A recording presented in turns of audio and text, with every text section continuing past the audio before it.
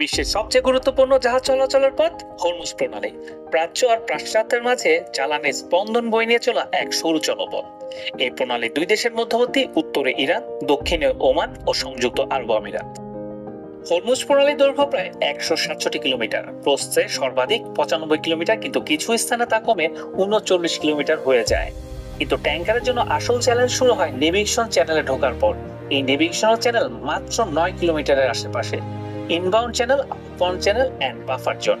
Inbound channel হলো ভেতরে ঢোকার পথ। যখন জাহাজগুলো ভেতরের দিকে ঢুকে সেটা মাত্র ৩.২ কিলোমিটার চওড়া, এবং আউটবাউন্ড চ্যানেল যেটা বের হওয়ার পথ সেটা মাত্র ৩.২ কিলোমিটার চওড়া।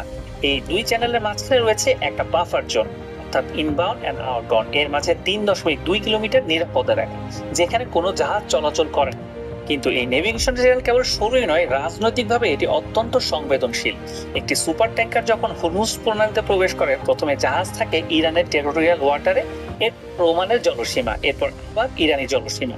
এই সীমারেখা পেরোনো মানে এক ভয়াবহ রাজনৈতিক ভারসাম্যের ভেতর দিয়ে যাত্রা। বিশেষ করে প্রণালীর সব থেকে সরু অংশে ট্যাঙ্কারের দুপাশে হয়তো মাত্র কয়েকশো মিটার ফাঁকা জায়গা থাকে।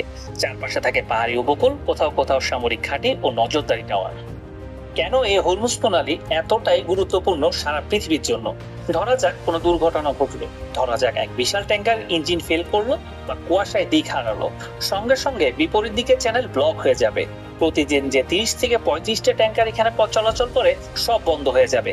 বিশাল জ্বালানি সংকট দেখা দিবে, হাজার হাজার ব্যারেল তেল ছড়িয়ে পড়বে সমুদ্রে, সামুদ্রিক জীবন ধ্বংস হবে এবং বিশ্ববাজারে তেলের দাম ৫০% পর্যন্ত বেড়ে যেতে পারে।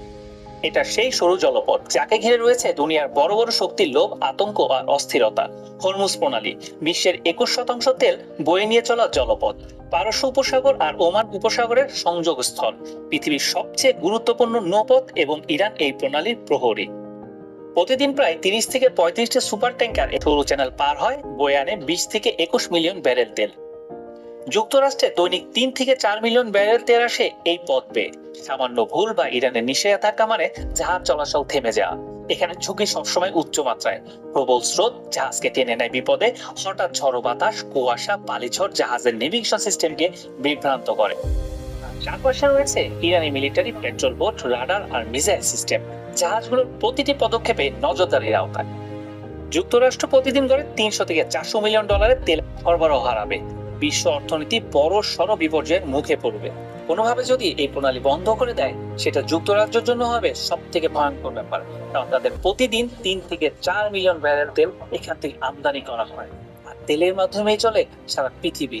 এই তেল যদি বন্ধ হয়ে যায়, বন্ধ হয়ে যাবে সব ধরনের অর্থনীতি, বিশ্ব অর্থনীতি গলা টিপে ধরার মতো এক অদৃশ্য হাত।